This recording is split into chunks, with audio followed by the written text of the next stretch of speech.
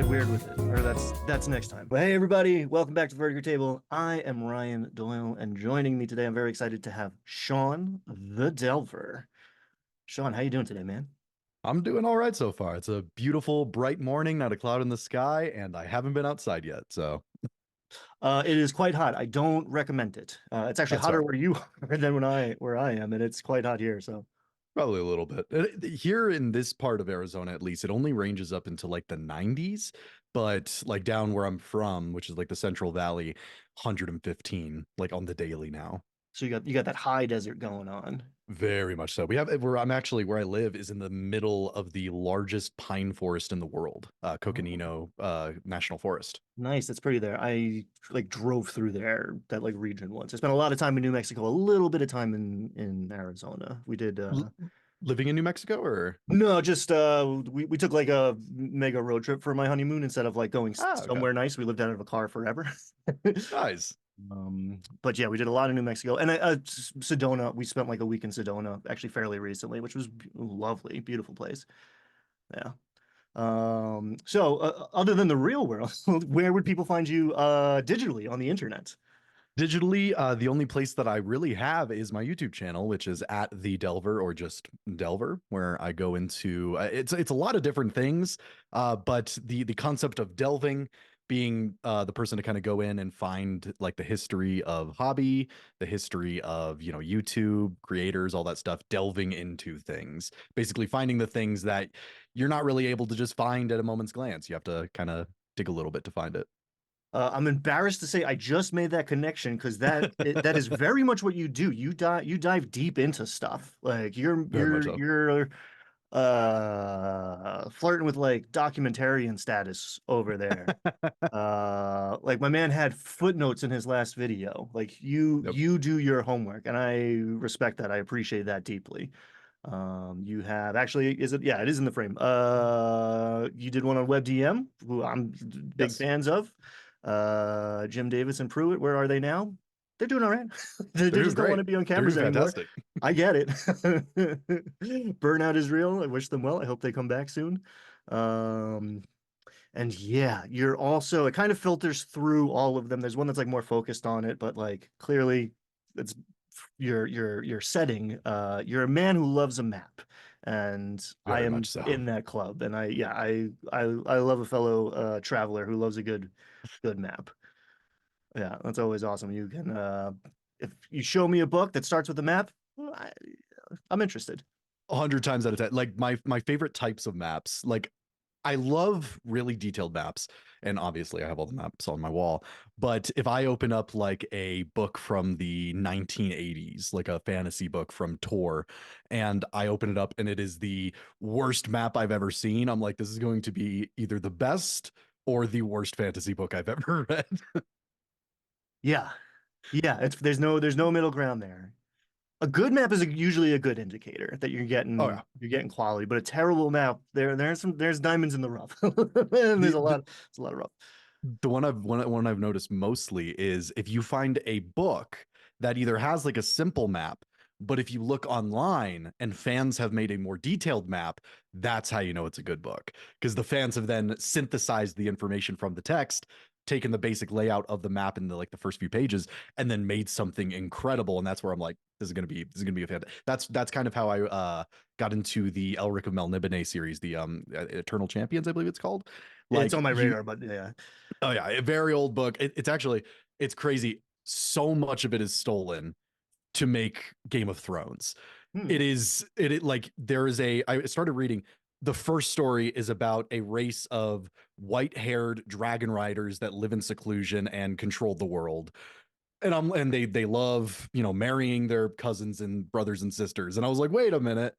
I've seen this before. I've seen this at least one time before." That's interesting. So, it's one thing if you are, publishing and profiting, because that's called plagiarism. But for all you dungeon masters out there, find some obscure stuff and steal it, and no one will be the 100%. wiser. Yes, if you take from something that's popular, you're redundant. If you take from something that nobody's ever heard of, you're a creative. Yeah, you're an artist. So I don't know who I stole this format from, but we're emulating talk show slash game show, and I'm going to ask you to roll a d20, and that's going to determine what question you get. Perfect. I got So my fire when ready. actually before I do, Yes. I just got these dice a short bit ago. These are sandstone, and you can't Oh, really see it on the camera, but they glitter like the night sky. Best purchase I've ever made for a dice. I you wouldn't you wouldn't know from all the crap behind me, but I used to be a minimalist, and I still have minimalist tendencies. But like, I broke the seal kind of recently and have become a total dice goblin. Yep. And there's a wave of these like semi-precious stone dice out there, and that feels like a recent development, or like maybe I'm just recently aware of it. But like, ooh, I'm getting me some pretty soon. Oh So yeah, I can they're justify dropping, incredible. $60 on one set instead of 100 cents. Oh yeah. All right, let's see. Let's see. There's no bad answers. If you got a there's a tonal shift through the curve, but natural one isn't necessarily a gotcha. That is a nat one. Cool. Sorry. Well, I mean, it's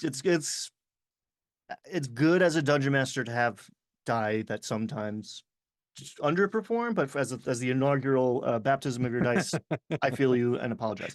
Um, what aspect of running the game are you currently focused on or have room to improve? That's a Ooh. polite way of. Okay. Yeah. Um, throughout my time running D&D, I've always had a strong focus on story. That's always been something that it was kind of led everything that I did. I focused way more on story than the game aspect. I love narrative games like Dungeon World. So I always focused more on like how the game felt, how the story progressed, how characters interacted with each other, and it's something that I've gotten down very, very well. However, I've gotten to a point where I'm starting to see more value in the actual encounter design, the actual quest design, the actual way that the game is played. So for the last few months, probably about a year or so, and I think it really started when I played Hogwarts Legends. I've been taking notes when I'm playing video games or playing in another person's TTRPG or I watch a movie or something, and I see something that could be a cool mechanic. And I'm like, oh, that's so, a game designer came up with that, or they found it somewhere else and readapted it. Let me take that and try to put it into my world. So when it comes down to it, the thing that I'm focusing on, the thing I want to get better at, is the actual core design, the actual, moment to moment combat or the moment to moment mechanics of a puzzle. The big example I can think of in our current campaign, I had a room where the players walked into, and the room on the map was two separate rooms and it had a gate in the middle that transported players to each one. And because we were doing this on Roll20, I linked tokens together so that these tokens, like in one room, there were two golems, but one of them was like ethereal. Both of them could hit the players, but only one of them could be hit. And you have to go through the gate to go to the other room to hit the other one. And so it created this interesting dynamic. And I was like, I wanted to test it out. It worked really well.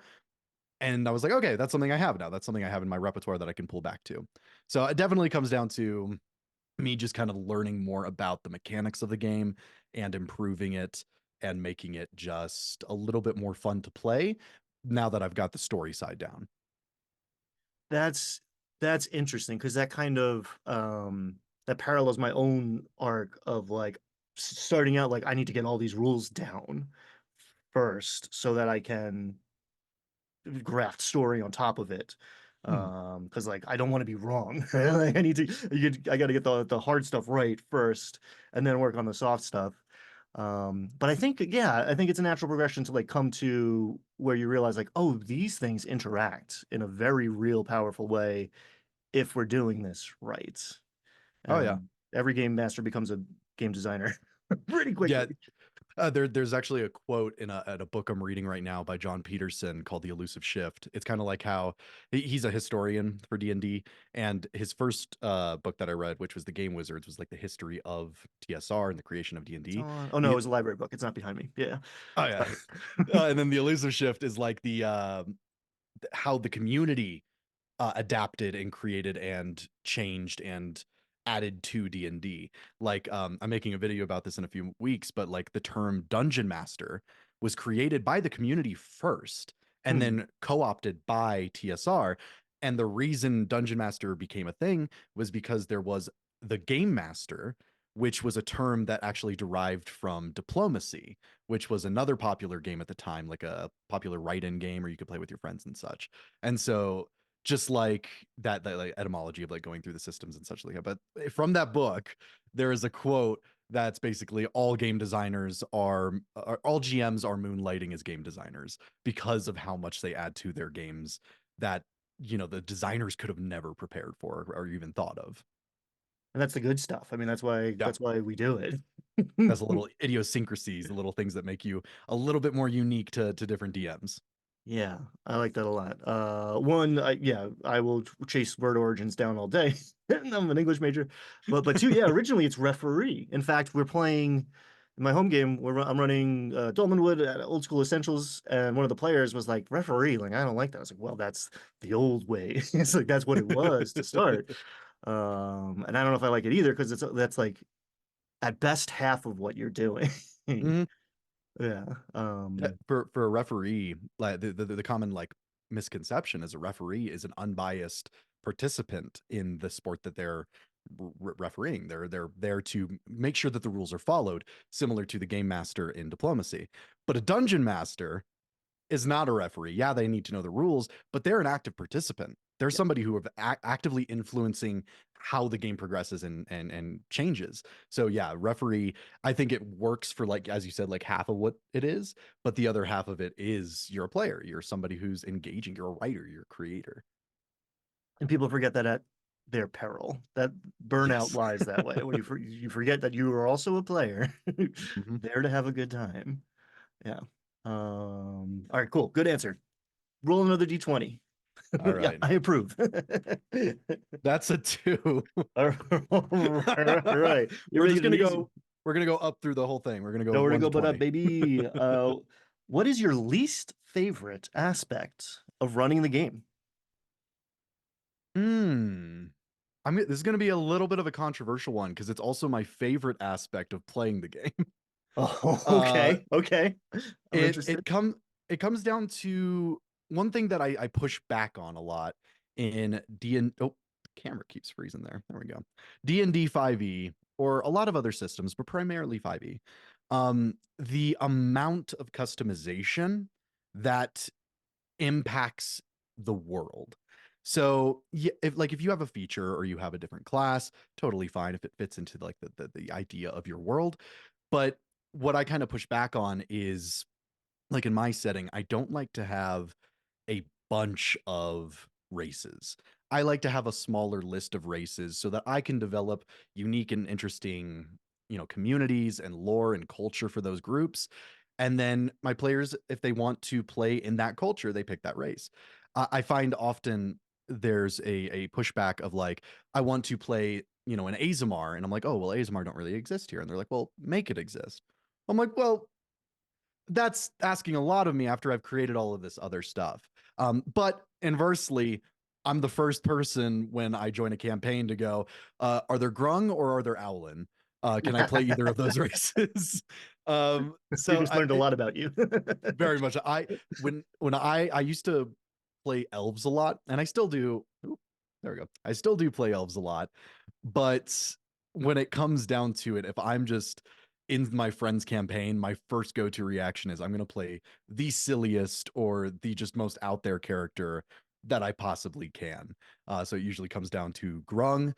All of my Grung, except for one being named after a type of nut, and then the other is an Owlin or something a little bit more like out there. But I don't try to break the game or anything, but it ends up working out most of the time. But if my DM's like, no, it's just these races, I'm like, cool. Deep dive into the races, find out the cultures, and then pick the one from there. Yeah. What is your weirdest little guy, please? Uh, Oh God, weirdest little guy. That's definitely gonna be Cashew, who I'm currently playing. He's a grung and he's a druid and it's in an underwater setting and he's just a little chaos god. He's just a little silly guy. And he wears like seaweed, and since it's dungeon world, he can turn into any animal at any time. So we've had instances where he just turns into like a blue whale and just body rams different ships into like rock faces, or we just fought a kraken and I used one of my abilities to like create a funnel in the sea to like suck it down. Um, he's definitely my weirdest guy. I think a close second would be Bartholomew Toadstool Carrington Castor the Third, who was a chaotic evil bard who was technically a warlock because he made a deal with his patron where his patron was like, "Hey, I'll make you famous, but every time you play somewhere, someone dies, like in the location you're playing." And he was like, "I'm 100% on board with that," and just he played as often as he could, and so that was definitely the close second. How was your performance last night? I killed. Um, Sorry, it was You're right gonna be there. I had stealing to that. take. I'm Yeah. Oh, stealing that. yours. Take it with my blessing. Yeah.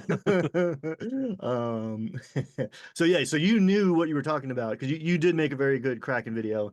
Kraken Week is well behind us by the time you were watching this, dear viewer. But we just emerged from the briny depths of Kraken Week, and yeah, your video was quite good. And you sat down with Mark, Seifter. Sifter, yes. Yeah. Who also like, clearly knows what he's talking about. So yeah, that was a good contribution to that epic playlist. If you don't know what I'm talking about, go check out Kraken Week, please. That was amazing. Yes, Let's do it again please. next year. I need more views, please. Well, yeah, I will give you several. Yeah, this will launch you. There's dozens of us watching these. Dozens. Dozens. I was before we got on this interview, I was watching a documentary about Arrested Development. I My literally favorite. just closed it and then get on this call. My favorite. I'm due for a rewatch, but it's always playing as a background process in my mind, so I don't feel like I don't turn to it as often because it's embedded in me. Circling back to your answer, I think the creativity thrives on limits. That's almost like the premise of Yes. the next segment we're gonna do, where like little seeds sprout, whereas you can have five really interesting, well differentiated species, lineages, races, or you can have 50 and they all feel the same. I can't.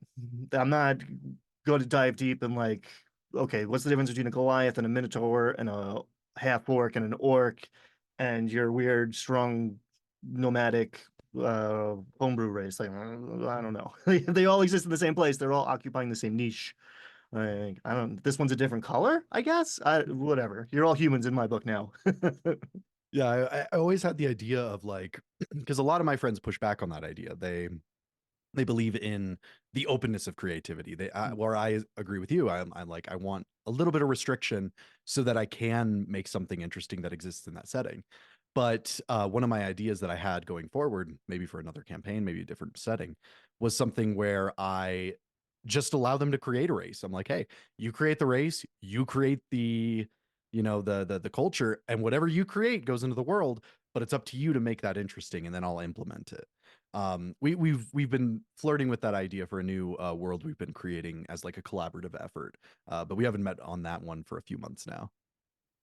I like that a lot. And there's routes to get there. Like I've like read and messed around with microscope a bunch, but I've never like sat down and used it to launch a campaign. Um Who, Brad from Dyerden? I've talked to so many people in 2 weeks. They're all coming out of my mind now, out of my mouth. Little Village, Small Village. There's some other microscope adjacent game that's like a little more structured that like you generate a world. And I always want to do like a session 0 and get like full player buy-in. Like, Hmm. does my guy have a swim speed? Is like, you tell me. Does he live by the ocean?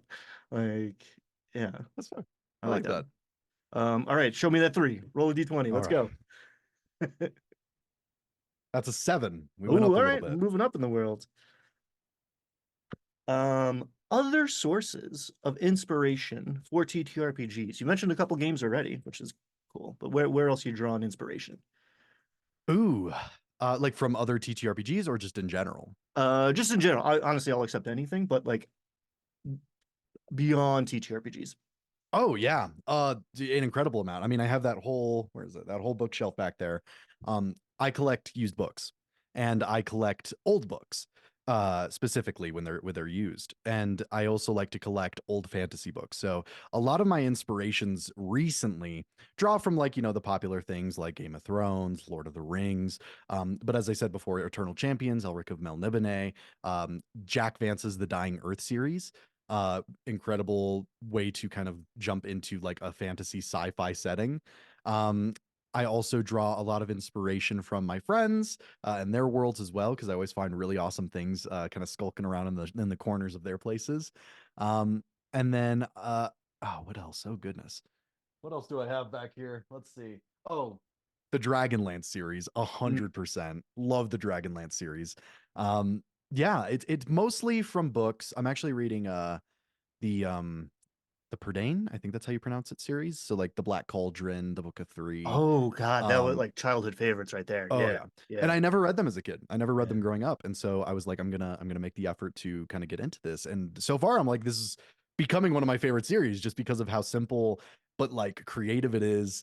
And that's what I like for my worlds. That's the biggest takeaway I take from really anything. It's the simplicity of things. When I first created my setting of High Haven, one of the big things that I took away was a map on Reddit I saw that had arrows pointing up to like the different locations of the world, and it said like to somewhere. And I was like, I really love that idea of like, yeah, it's somewhere. Oh, and over there's elsewhere. And then over there is someplace else. And I'm like, it's so simple, but so good. Or like in Mhm. Destiny 2, very weird jump from there to a video game, but how like Destiny 2 has all these really complex wording and phrases, but the main villain is the witness and the main, god is the traveler. I'm like, oh, you can co-opt like simple words and make them unique to your setting and more important to your setting. Which I love, like the Glass City. I didn't give it a crazy like complex name. I was like, it's a city of glass. It's the Glass City. So I love that, like the simplicity of fantasy sometimes, where you can say something and you immediately know what it is, and you're like, oh, okay, I have an idea in my head now, and you jump off from there. Yeah, it harkens back to the limits sparking creativity. Mhm. Give me a 7 syllable fantasy nonsense word with an apostrophe in the middle of it, and it doesn't really mean much to me. Like you can make it mean something to me. It can become like somebody's favorite place or character eventually, but like something that's instantly recognizable that has a lot of space for my imagination to fill. Yep. That's how And you hook them. in the same way as maps do it, they show you a simple picture and you go, oh, okay, there's a frog person there, or at least there's frog people there. What's that whole area like? Yeah, And I they want kind to of go jump to off from there. there. I want to go there. I want to see the frog guys. Love a good frog guy. Love a good frog guy. Um, D20, please and thank you. D20. Let's do it. That's a 3. There we go. There we go. Oh, you dropped Vance. If you haven't read Jack Vance, it's a bunch of short stories. So it's like it's like popcorn. You could read like 3 of them in an afternoon. And like if you want to see where it came from, it's very clear that like early D&D was very much beholden to the Vancian legacy for good and ill in Mm. some ways.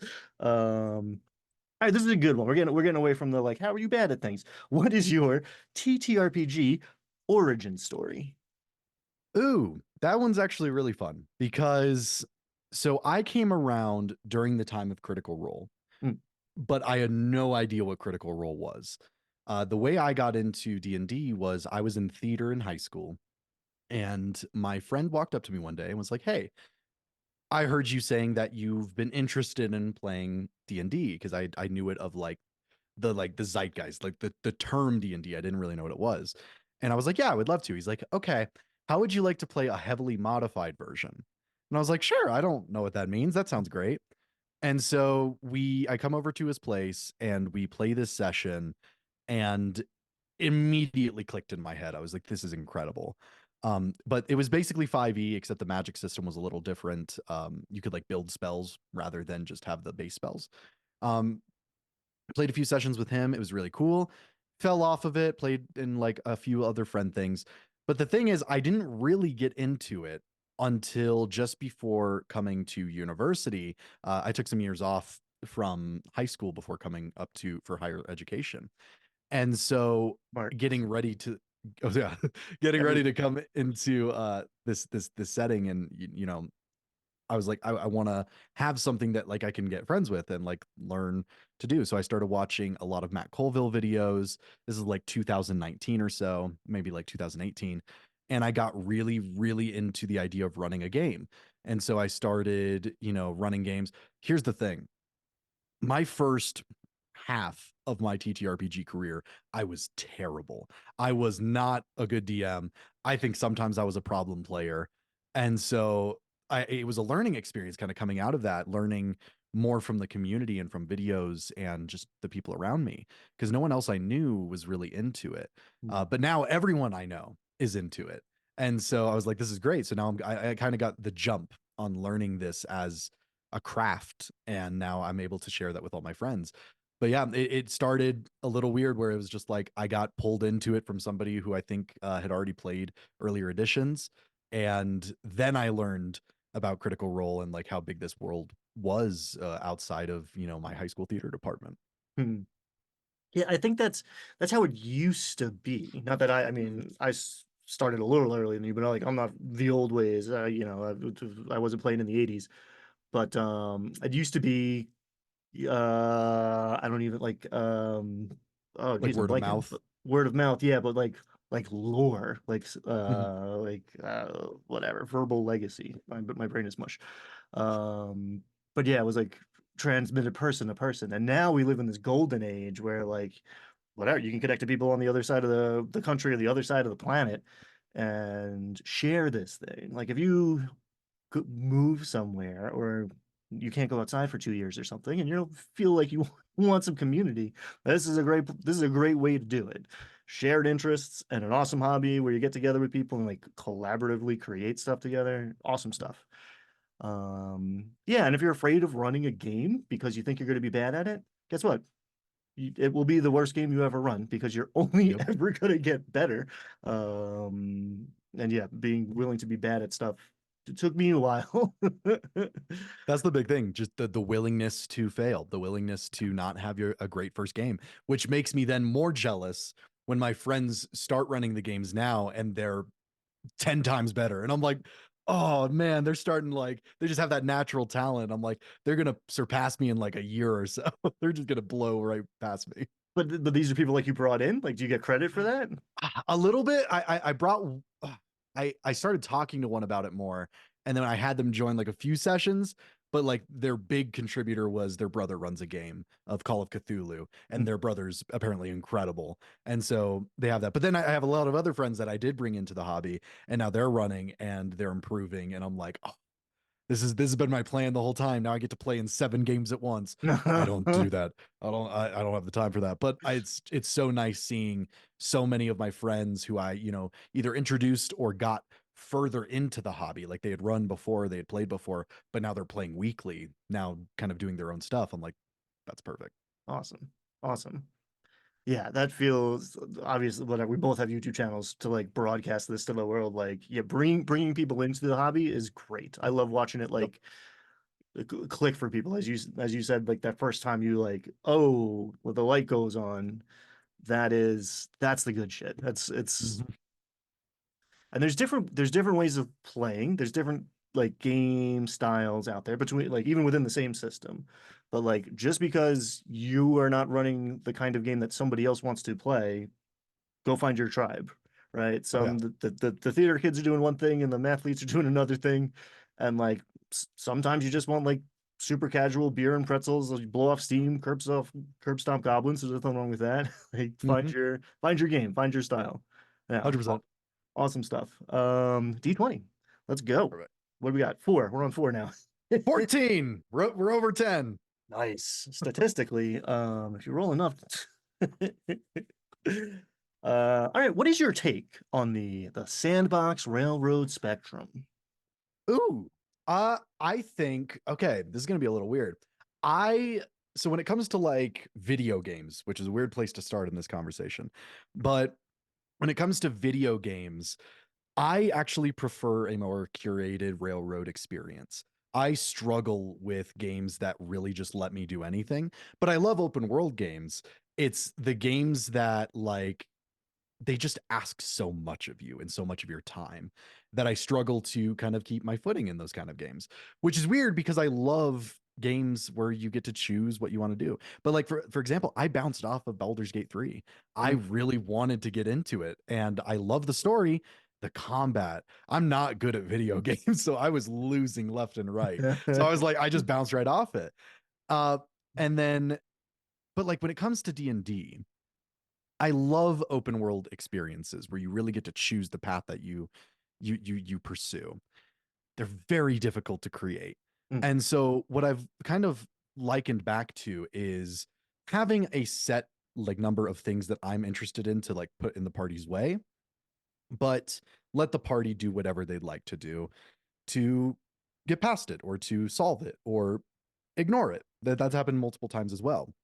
And so I think the railroad versus open world controversy really comes down to, are you letting your players do what they want to do?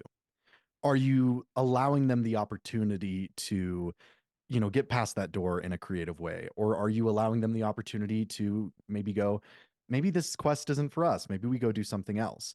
If you're not allowing them to do that, they can go do that in any video game, like the video Mhm. games I play. But if they're there for the experience of kind of taking control of their characters in this world, something they don't get to do in Skyrim, for example, then yeah, I think you are depriving your players of the D&D experience. But there is a social contract of like doing what the DM prepares for you. Um, I think Railroad really comes down to ignoring your players' ideas because you think of a cool moment that you're just going to force to have, which I've done before. I've done that many times in my career growing into this hobby. But nowadays, I'm like, you know what? Yeah, like chime of opening on a giant, glass wall. The dragon uses it as a door, shatters, like stuff like that, like just allowing the creative juices to flow in the party, which is getting really difficult now that I have a party of 20th level players. Yeah. Yeah, we can. I mean, maybe they fix that. Probably not. Uh, No. yeah, the game rattles itself apart pretty. I think it happens well before 20. Oh But yeah, happens uh, around like 10. yeah. Yeah, like a 12 to 14 send off. And like, so now we're back to one. I like one. I like one to follow. Five. Yeah. Um, yeah, I think part of it comes with experience too. Like I think newer DMs railroad from a place of anxiety, from like, I don't know what's gonna happen if this doesn't happen. And like it's not gonna be fun for my friends, and I gotta make it fun for my friends. Like it doesn't even have to be like I'm the puppet master and you're gonna dance to my song. And as you get some more experience and a little more just like material ready to go, regardless of what happens, it's easier to be like, yeah, sure, there's always kick over a rock. I will put something underneath it. Let's go. Yep. Tell me what you want, and I will serve it up on a silver platter and then slam it in your face like it's a pie. Uh, There were actually two moments in my life where that's become like very prominent in my mind. The first one is that moment where I did kind of lean into that ability to kind of come up with something on the fly. It was my first campaign when I got to college. Somebody was like, it was the rogue. They're like, I'm gonna check for a secret button behind this shelf. And I was like, I was about to tell them, oh, there's nothing there. And then I stopped and I went, yeah, there's a secret button. And they opened it, and then it was a safe and it had some gold in it. And I was like, it was such a cool moment where I was like, wow, like I could just say anything. I don't have to, you know, lie, or I don't have to like look over here and be like, okay, this has to be in here. This has to be in this part of the document for it to exist. Ooh. Um, but Mm. like also before that, oh goodness, what was it? My first session I ran, I had multiple choice options throughout the session. I wasn't like the players can do whatever. I was like, here are the choices you have. You can run from this threat or you can fight the threat, or you could save these people or not save these people. And that led to one of my players jumping off of a flying airship into a flaming city because they were like, we don't have any choice. I just want to do something. And I was like, yeah, like the kind of starting out from there and from that nervousness and being like, I just need to know what's going to happen, and then moving on to a more game centric attitude, I think is important. And you hit the nail on the head before, where that's what a TTRPG can do that nothing else can. A Yep. novel can't do that. A video game can't do that in the same way. Um, yeah, that's the good stuff, and that's when you as the dungeon master are playing as well. You're not just, that's the difference between the referee or the narrator and the dungeon master is you're participating in this creative act You're at the getting table input. too, not just in prep. Yep. Yeah. Yeah, that's I mean that's my favorite stuff. I love running like a big open world where it's just like, oh yeah, climb the mountain and look over there and like I'll the have world something. it'll populate. Yeah. Yeah. It'll render in. Mm-hmm. All right, let's see what this baby can do now. I'm feeling good about the Ooh, all sandstone right, all dice. right. Let's roll one more here. 17. We're getting up there. 17. We're climbing. Moving on up. What's your favorite thing that happens at the table? What's the juice? Ooh, my favorite thing that happens at the table. Um, this is more of a me as a DM rather than me as a player Mm. because I struggle to do this as a player because of my time as a DM. I'm sitting at the table and I'm noticing the signs. I'm like, oh, that's probably a plot line, or oh, this is going to be a reveal 3 sessions from now. But as a DM, that moment of my players doing something awesome and knowing the feeling and they're like, oh my goodness, my hands are shaking, or like, oh, like I feel this like this this this rush of adrenaline, and I'm like, wow, that's incredible. I love that happening at the table and my players, suddenly having this moment of just euphoria because of, they hit a goblin really hard with a smite. Like it it's always something that seems so non-consequential, but because of the factors that lead up to that, the tension breaking in the session, the players are just over the moon. And it's something that I struggle to find as a DM, but it's happened to me a few times when I do put the puzzle pieces together right at the last moment and I'm like, "Oh shit, something's about to happen." Or I get that final hit off on a boss and kill them.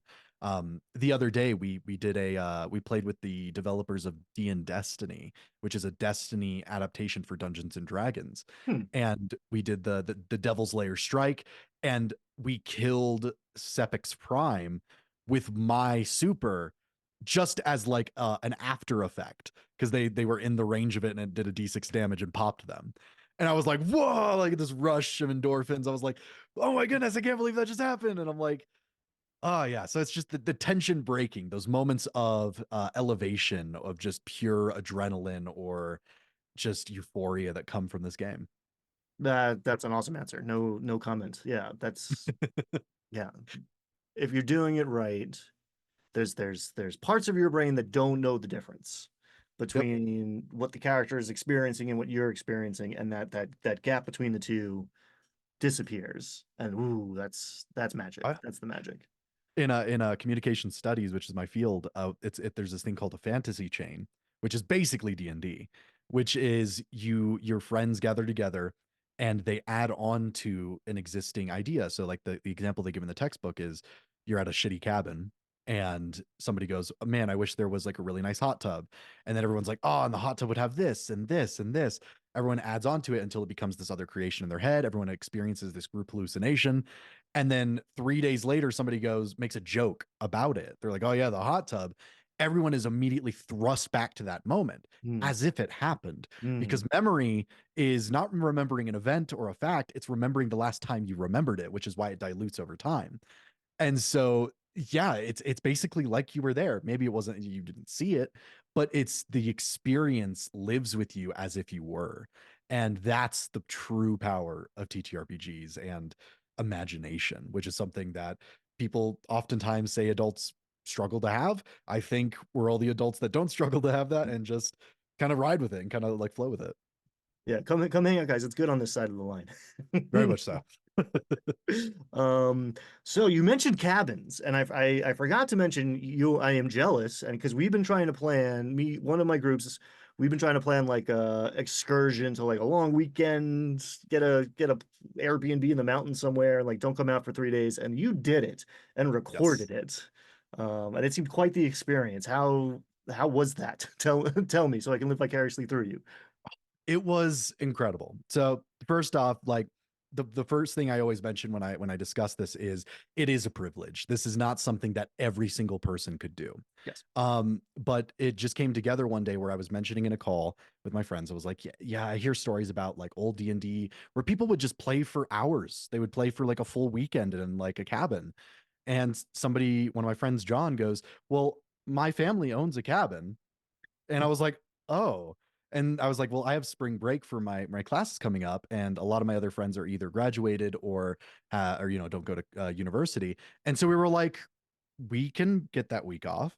So we ended up going to this cabin and playing a module. I've never run a module before, but I always wanted to run Expedition of the Barrier Peaks, Mm. which is a very old module. I didn't tell them about the twist. I didn't tell them that it was a spaceship crashed into a Nice. mountain. Nice. And so there was this moment of just like, yeah, we're going to gather together in the woods and just play for 4-hour segments twice a day for 3 days. And everyone was very scared of getting burnt out. I was scared of getting burnt out. Mm. We never experienced it, not once. The entire time, we were always looking forward to that next session and that next segment of the story.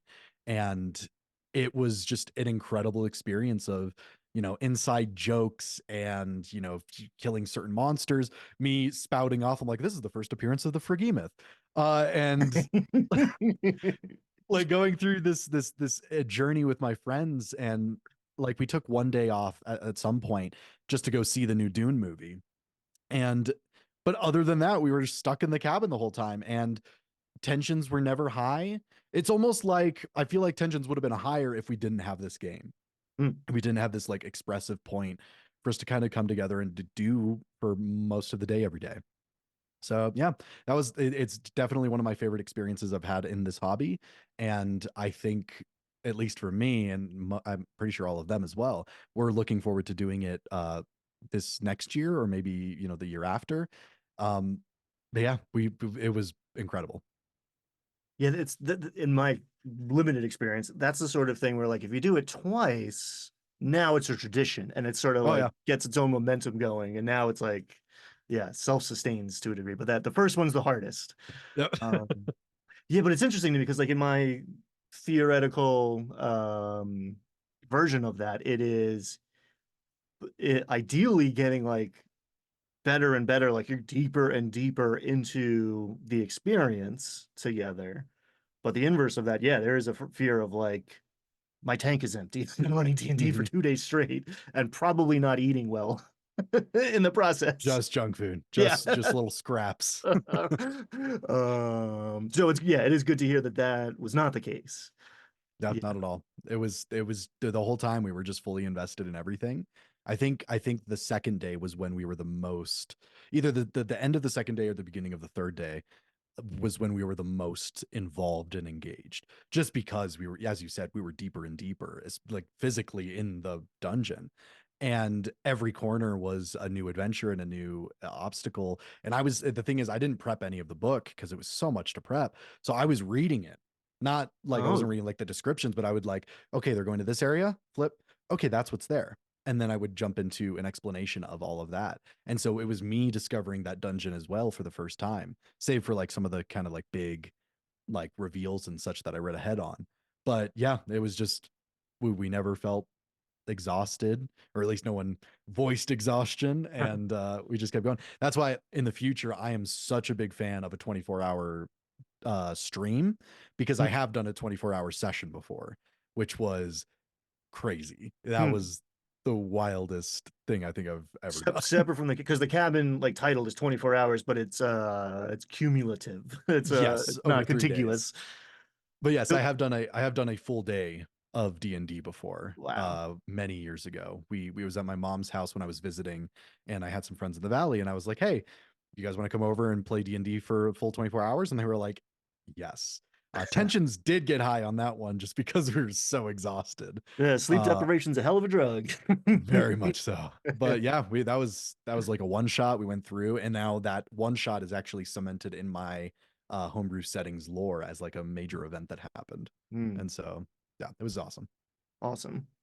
And yeah, and so you ran Barrier Peaks on the fly too. I feel that is actually depends, but that can be much more taxing on the dungeon master too. You're using more bandwidth at the table, not prepping. So yeah, to run that for a long weekend, right out of the book, live at the table. That's yeah, cool. Yeah, I'm gonna do it now. It's official. I'm calling my friends after this call. We're booking it. Um, awesome. Let's do one more. Let's send off Oh, this. I believe in this die. Let's go. Let's get our 20. that's a 15. I no longer believe in this die. Uh, uh, I mean, I think maybe asked and answered here, but name a moment that would be on your TTRPG highlight reel. Hmm. I'm gonna pick something else since we already picked those two. Uh ooh. Let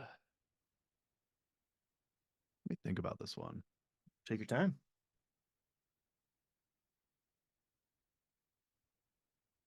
And it can be as a dungeon master or as a player. Okay. I think I'm gonna go with there was a let me actually think about this. Let me think about this.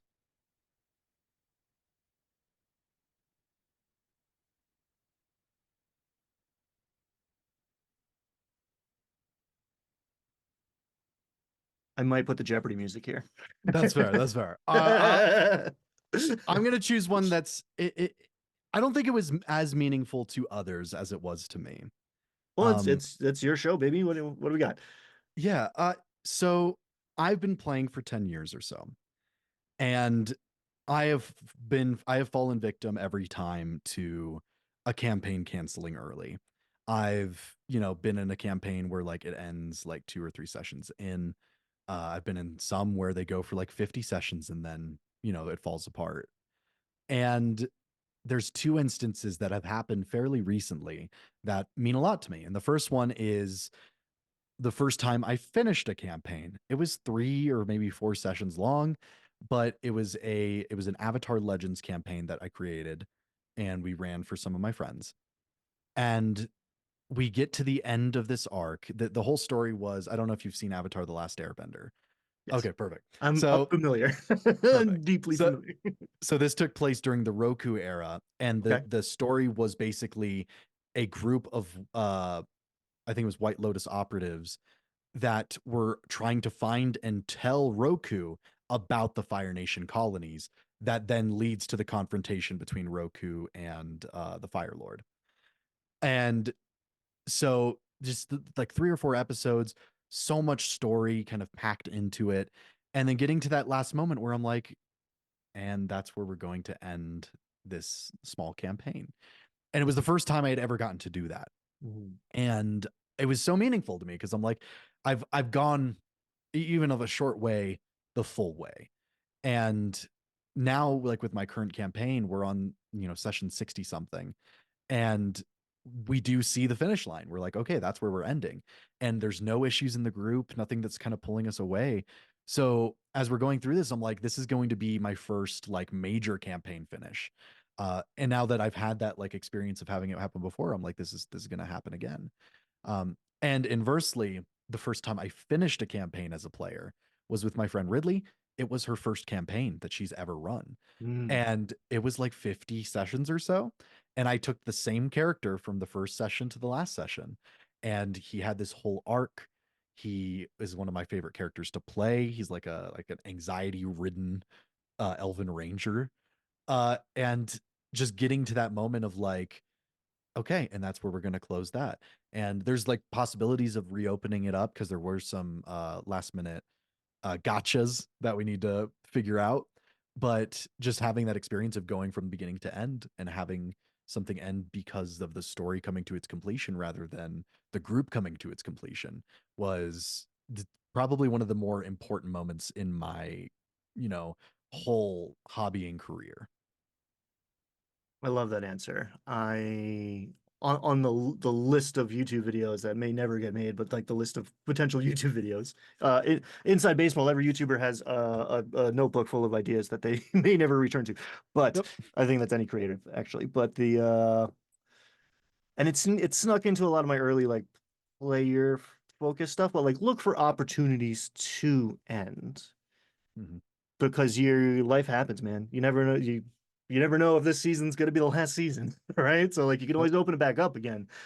Closing it when not everybody's together, very, very hard to do.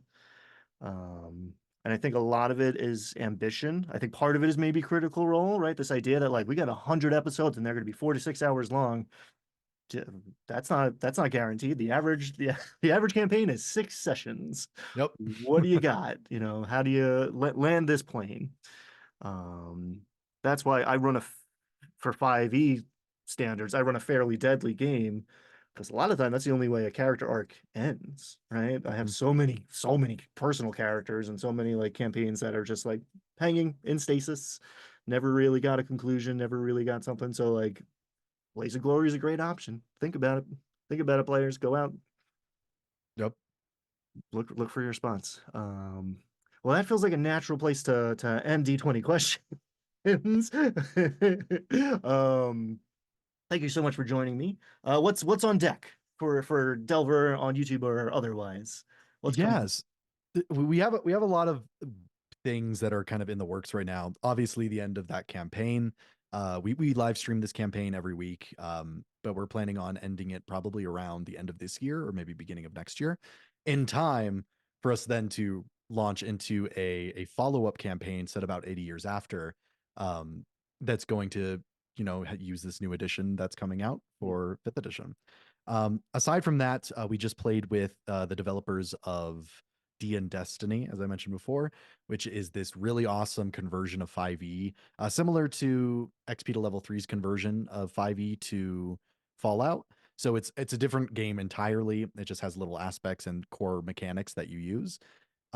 So we met with Kitty is her name, and we're going to be making a video talking about that and the experience and trying to get Destiny players who are interested in maybe playing D&D to play something that's similar and get them into that space that they maybe never would have, or maybe get D&D players who love Destiny who are looking for a new thing to try to try that out. Aside from that though, ooh, what else do we have? There's so much on the back burner. Simple videos, what happened to's about history. I'm planning on maybe doing one for Pathfinder, and just kind of like everything in general, just jumping down the rabbit hole, seeing what brings us. Nice. Yeah, I'm sure you are deep into some research for Very much something. so. The Paizo story is a very interesting story, especially Mhm. in light of what happened fairly recently in history. I hesitate to call it history, but like we're gonna be talking about that in 20 years too. So yeah, I look forward to that. I look forward to the Destiny stuff too. That's cool. I always like game engines getting translated and yeah, cool stuff. So yeah, definitely go check out Delver. Links down below where the links go. Thank you so much for watching. We will be back in a minute for us and a couple days for you maybe to roll on the Game Master's Compendium of Explosive Creation. Woo! So we'll see you Woo! there. Bye.